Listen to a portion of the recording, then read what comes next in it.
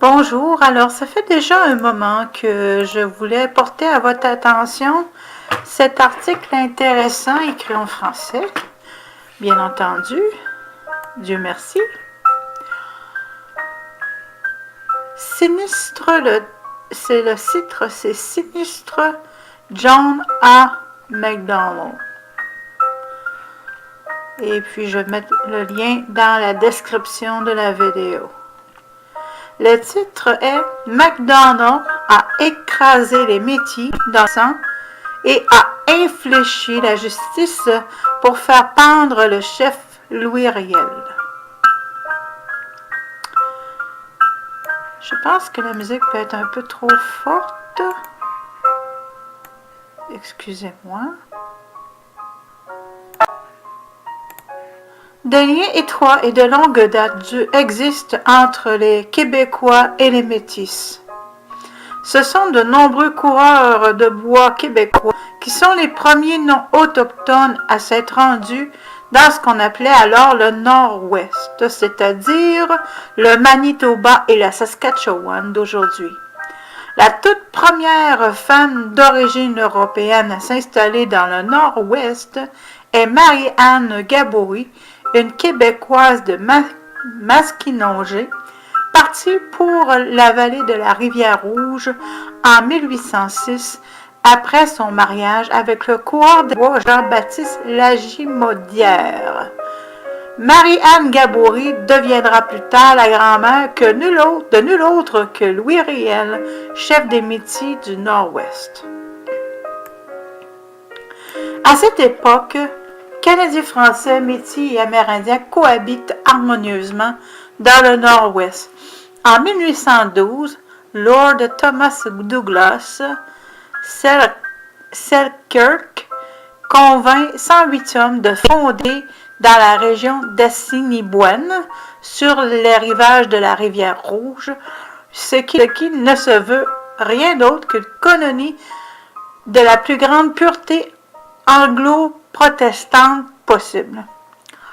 C'est le futur fort Garry qui deviendra plus tard la ville de Winnipeg.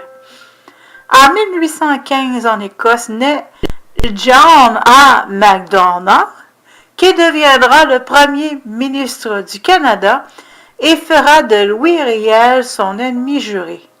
Ayant émigré dans le Haut-Canada à l'âge de 5 ans avec sa famille, Macdonald devient membre de la loge orangiste de Kingston dès 1840.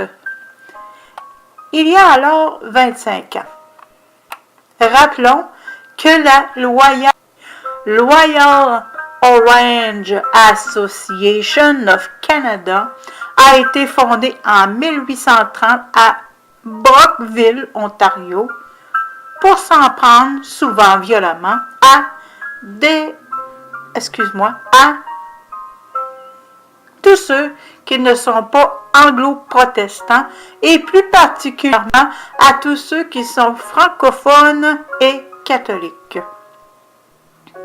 C'est là même que s'est tenue en 1990 une séance publique et très médiatisée de piétinement du drapeau québécois en opposition à l'instauration de la loi cadre du gouvernement de David Peterson sur les services en français dans cette province. Vers 1920, le nombre de loges orangistes en activité au Canada atteint des sommets, au point de constituer la majorité des loges de tout l'Empire britannique.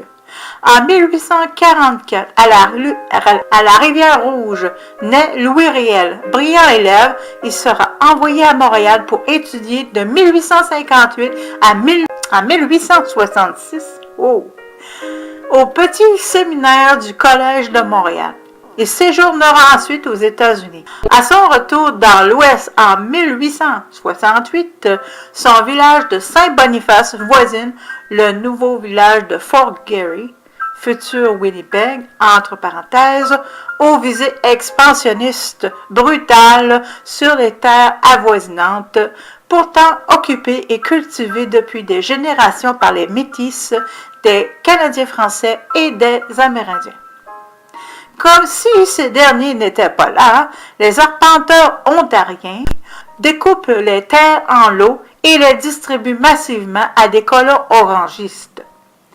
C'est cette dépossession par la force brute qui, en 1869, destinera Louis Riel à devenir le chef des Métis du Nord-Ouest à l'âge de 24 ans. C'est cette même confiscation des terres qui, en 1869-70, sera à la source de l'insurrection des Métis. La violence éclatera entre Métis et miliciens ontariens, dont Hugh John MacDonald, fils de John A. Ces affrontements aboutiront non sans effusion de sang à la création d'une nouvelle province canadienne. Souvent encore aujourd'hui, selon qu'on est francophone ou anglophone, le fondateur du Manitoba est Riel ou MacDonald. Bien provisoirement, j'essayais de voir le nom de l'auteur, mais de toute façon, je vais mettre le lien dans la description de la vidéo. C'est un lien qui, en tout cas, en fait, Sinistre John A. MacDonald, c'est le lien qui commence comme ça. Et par la Société Saint-Jean-Baptiste de Montréal. Je vais mettre le lien dans la description de la vidéo. Attendez-moi un instant, ça ne sera pas long. Bien provisoirement, la Confédération a reconnu les droits scolaires des Métis francophones et leur a réservé des terres. Mais pour MacDonald, ces sans-mêlés impulsifs ont été gardés par leurs émeutes et doivent être maîtrisés par une main forte jusqu'à ce qu'ils soient inondés par un afflux de colons. Ça, c'est sa citation. Dès 1200, 12 000 Manitobains d'alors, seulement 1500 sont des anglo-protestants. Ceux-ci et leurs congénères veulent la tête de Louis Riel, qu'à titre de chef des Métis, ils tiennent responsable de l'exécution de l'orangiste Thomas Scott, condamné pour complot contre le gouvernement provisoire de la Rivière-Rouge. Scott s'était distingué par sa haine acharnée des Métis et sa cruauté sanguinaire. Élu député de Provencher, Riel ne peut pas se rendre à Ottawa pour y siéger parce qu'il y serait assurément assassiné. Parce que les conclusions d'une commission les forces, MacDonald amnistie Riel en 1875, mais le chef métis est maintenu en exil aux États-Unis. À partir de 1879, les colons orangistes devenus majoritaires font tout pour abolir le français en tant que langue officielle. Riel revient dans l'Ouest en 1884 à la demande des siens. Mais le gouvernement de l'Ontario a depuis longtemps mis sa tête à prix pour 5 000 $. Entre parenthèses, plus de 100 000 $ en 2015. Et Riel est traqué par les chasseurs de primes orangistes. La colonisation anglo-protestante du Nord-Ouest se poursuit intensément. En 1885 à Batoche, en futur Saskatchewan, entre parenthèses, sur la foi des menaces d'arrestation de Riel par des centaines de policiers, quelques 300 Métis, dont bon nombre de vieillards, forment une milice. À leur rencontre, 900 policiers et volontaires ontariens ouvrent le feu. Moins nombreux et à peine armés, les Métis sont massacrés à la mitrailleuse Gatling et achevés à la baïonnette, leurs maisons pillées et saccagées. Après une courte fuite, Riel se rend. 3 soldats canadiens originaires de Millbrook, Ontario, s'emparent de la cloche toute neuve de l'église qui n'est dans le clos de Batoche que depuis à peine un an. Pour les Métis, après les massacres, les pillages et les saccages, se voir départir de la cloche de leur église catholique par 3 anglo-protestants orangistes constitue une ultime humiliation.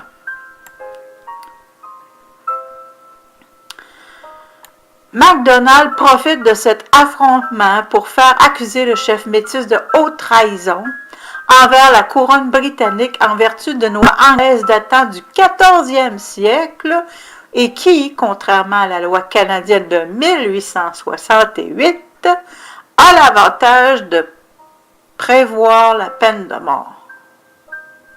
Si le procès a lieu dans la province bilingue de Manitoba, Riel pourra comparaître devant 6 jurys francophones et 6 anglophones. MacDonald intervient donc pour déménager le procès à Regina, ville des territoires du nord-ouest de juridiction provinciale fédérale, là où le premier ministre pourra lui-même nommer le juge.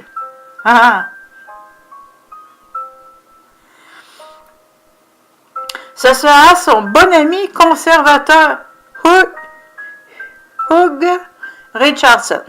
Ce dernier a bien compris ce que MacDonald attend de lui et mettra dans un chapeau les noms de 36 anglo-protestants qu'il connaît bien et épice son jury de 6 personnes.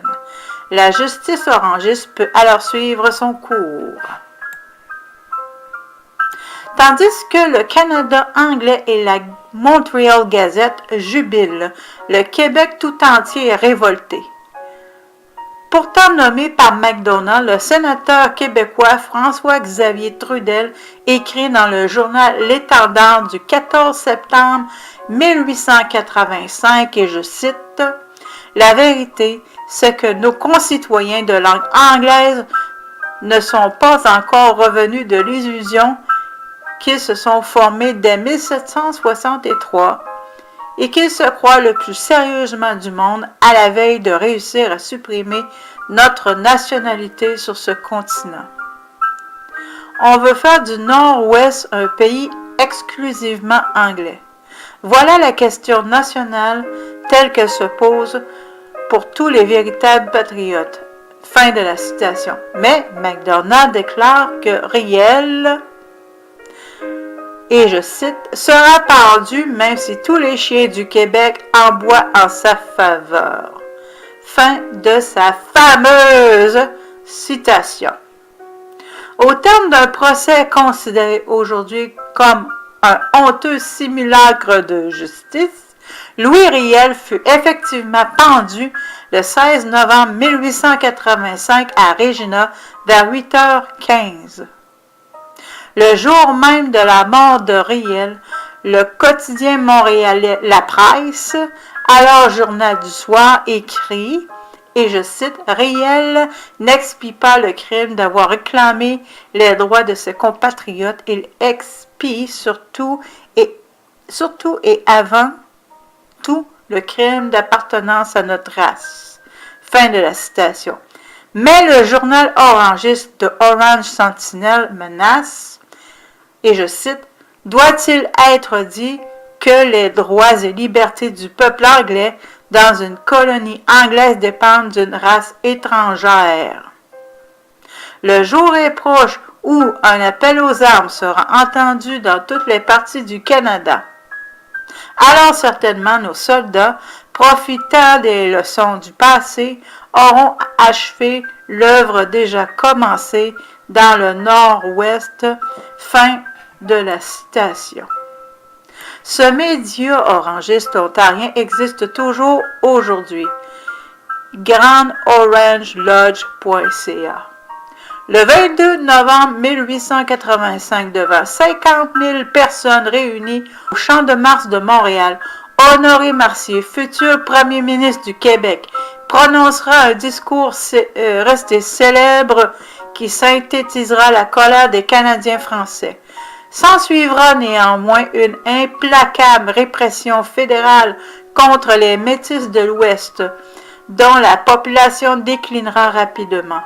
Alors que les francophones comptaient sur la moitié de la population manitobaine au moment de la première rébellion de 1870, on n'y trouve plus aujourd'hui qu'un peu plus de 1% de personnes parlant français à la maison. Pour Stephen Hazy, professeur associé à l'université Carleton, MacDonald s'est comporté en véritable tyran en affamant les Autochtones et en dépossédant les Métis du Manitoba, les poussant à l'insurrection de 1885. Et je cite, « Alors que Laurier prônait la compréhension de la poursuite des prétendus rebelles, MacDonald n'a affiché aucune compassion. Il voulait les pendre. » Fin de la citation, pour convaincre l'homme rouge que c'est l'homme blanc qui gouverne, selon les propres mots du premier ministre d'alors. Et je cite encore, « Et pendus ils furent. Le chef métis Louis Riel et 8 autochtones montèrent sur l'échafaud. » Fin de la citation, écrit l'éminent historien Stephen Hazy, dans le Ottawa Citizen. Aujourd'hui, de célébrer le père fondateur du Canada, John A. Macdonald, n'est plus ni moins leur demander de célébrer leur bourreau. En fait, tu ne peux pas être le père fondateur du Canada quand tu méprises et que tu agis de la sorte envers les Métis et les Canadiens français. Merci de ton écoute et je vais mettre le lien dans la description de la vidéo. Ceci n'est pas mon article, mais l'histoire doit être, en fait, telle qu'elle est arrivée.